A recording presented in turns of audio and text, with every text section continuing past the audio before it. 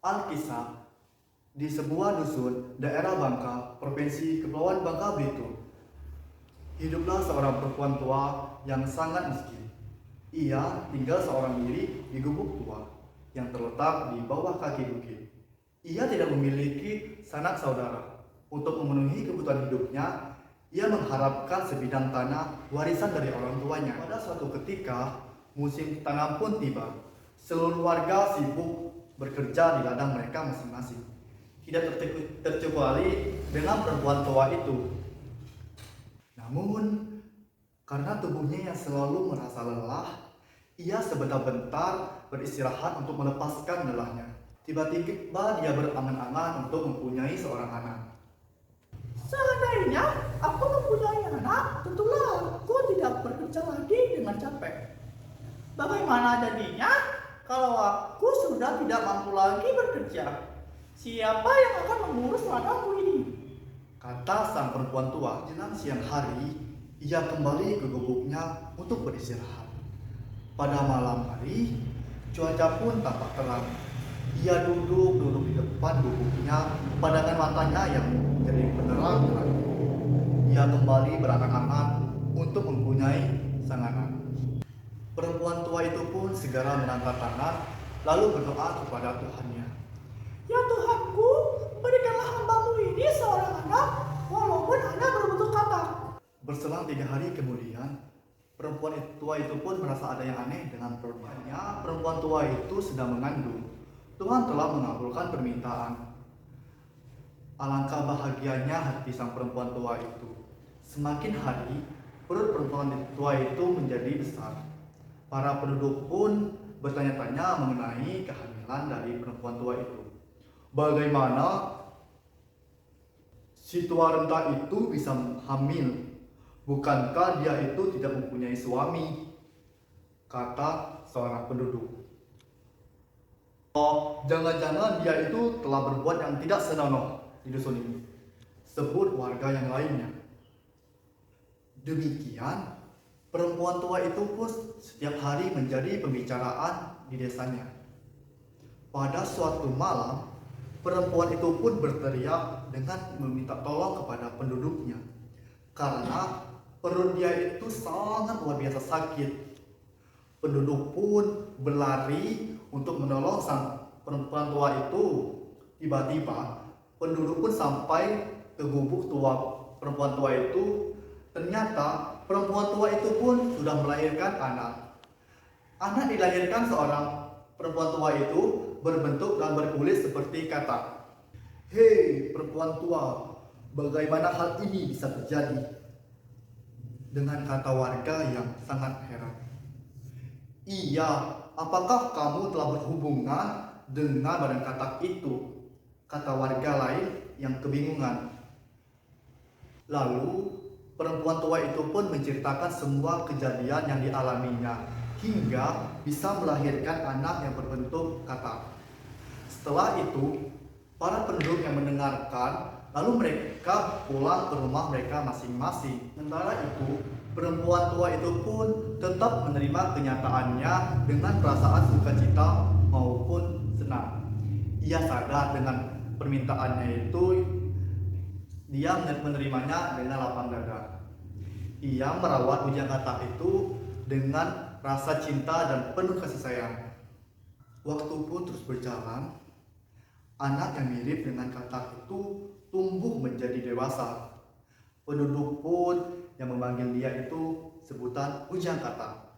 Bujang Katak ini merupakan suatu pemuda yang sangat rajin.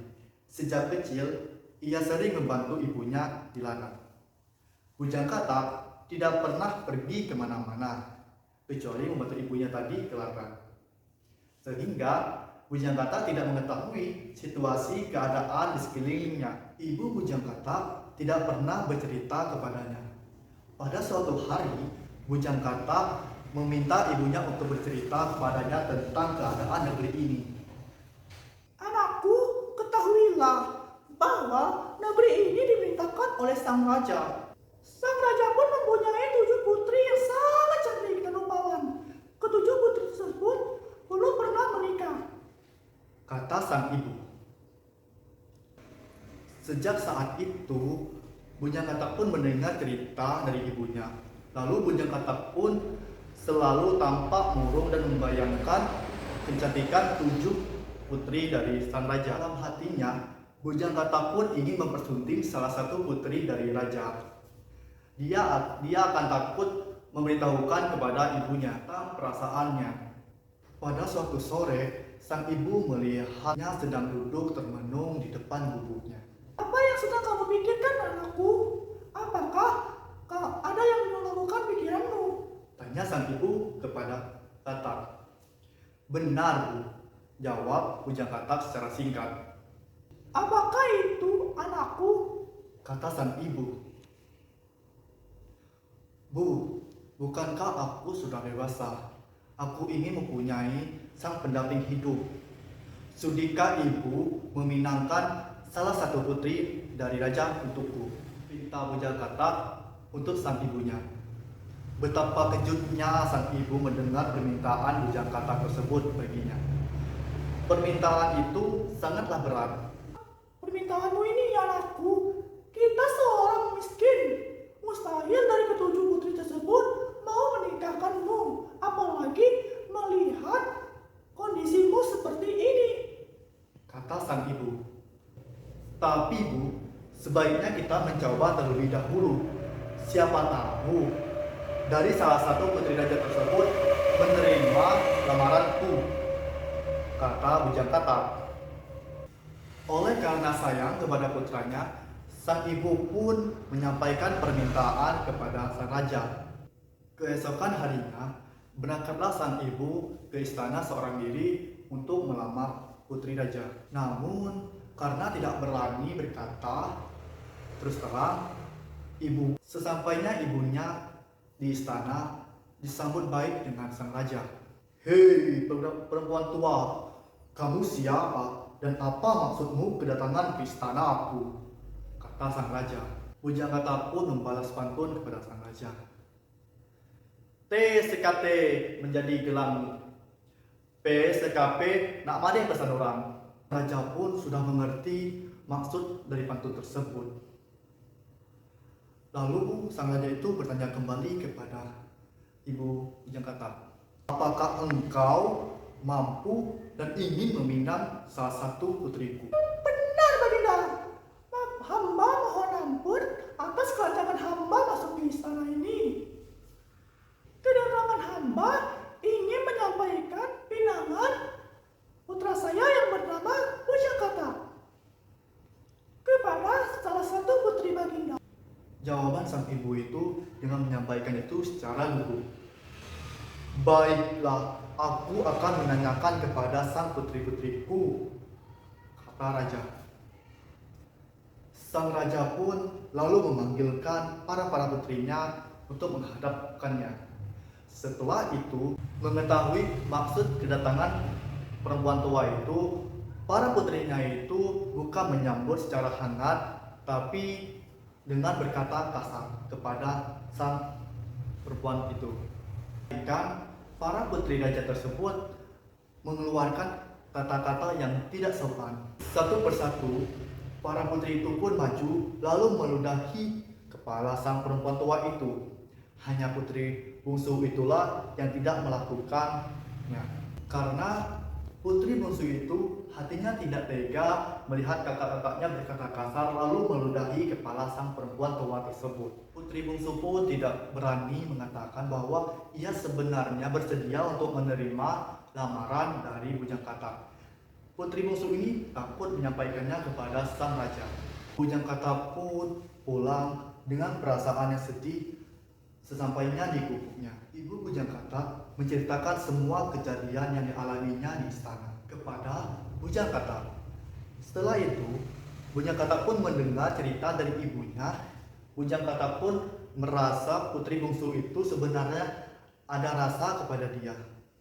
Sehingga Bujang Katak pun merasakan bahwa putri bungsu itu menerima dan bersedia menjadi istrinya. Besok, ibu harus menemaniku ke istana. Aku yakin bahwa putri bungsu akan menerima pinanganku. Karena Putri bungsu itulah yang tidak meludahi kepala ibu dan tidak berkata kasar kepada ibu. Kata bujang katak dengan nada yang memaksa. Keesokan harinya, bujang katak bersama dengan ibunya berangkat ke istana. Sang raja pun melihat bujang katak yang datang bersama dengan ibunya. "Hei perempuan tua, apakah itu yang bernama bujang katak anakmu?" kata sang raja. Iya, benar Baginda. Jawab sang ibu bujang katak. "Hei perempuan tua, apakah itu yang bernama bujang katak anakmu?" kata sang raja.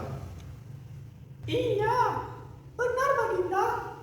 Jawab sang ibu bujang katak. "Hahaha, emang benar namanya bujang katak. Rupanya bentuknya itu seperti katak," ucap sang raja dengan mengejek. Setelah itu, raja pun segera memanggilkan ketujuh putrinya itu, menanyakan kepada ketujuh putri tersebut apakah mereka bersedia untuk menikahkan sang katak tersebut. Namun dengan merasa sombong, para putri raja tersebut satu persatu maju meludahi muka sang ibu katak tersebut, kecuali hanya putri bungsulah yang tidak meludahi kepala sang ibu. Raja pun melihat sikap putri bungsunya itu. Lalu raja pun bertanya kepada putri bungsu, "Hei putriku, kenapa kamu diam saja? Apakah kamu bersedia menikah dengan bujang katak itu?" kata sang raja. "Ampun ayahandaku, jika ayahanda merestuinya, Ananda bersedia untuk menerima lamaran dan pinangan sang katak. Ananda mau menjadi istri dari bujang katak tersebut," jawab putri bungsu. Alangkah terkejutnya sang raja mendengar jawaban putri bungsunya itu. Ia pun segera minta nasihat kepada menteri penasehat rajanya. Menteri penasehat itu sudah mendengar cerita dari putri bungsu bahwa menteri penasehat setuju putri bungsu menikahkan bujang katak.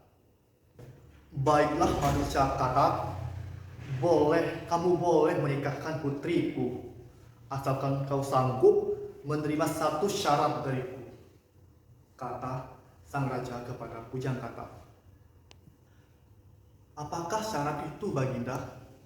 Bujang katak pun merasa penasaran. "Syaratnya itu, kamu harus membuat jembatan emas dari mulai gubuk kamu sampai pintu gerbang masuk istana. Apakah kamu sanggup, bujang katak?" tanya sang raja.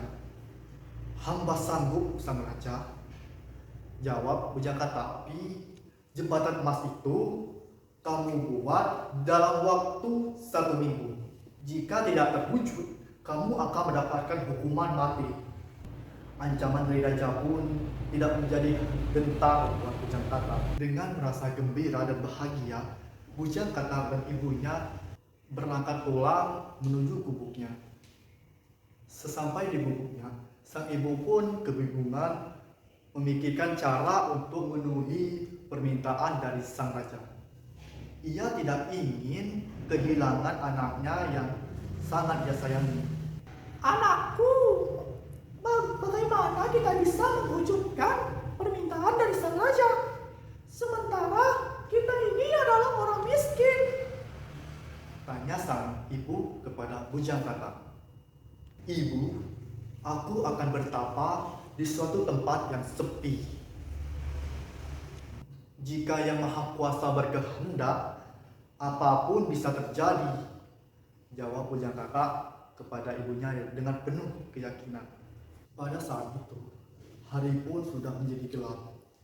Bujang katak ditemani ibunya ke suatu tempat yang sepi di tengah hutan yang sangat lebat untuk bisa bertapa. Sudah 6 hari, 6 malam, ia dan ibunya itu bertapa. Namun, belum ada datangnya suatu keajaiban. Pada malam ketujuh, keajaiban itu pun datang secara tiba-tiba. Seluruh badan bujang katak itu pun berubah menjadi kekuning-kuningan. Sehingga kulit katak itu akan menyelimuti di seluruh badan bujang katak. Sedikit demi sedikit akan mengupas. Setelah itu, keajaiban itu pun datang sehingga bujang katak pun berubah menjadi tampan dan gagah.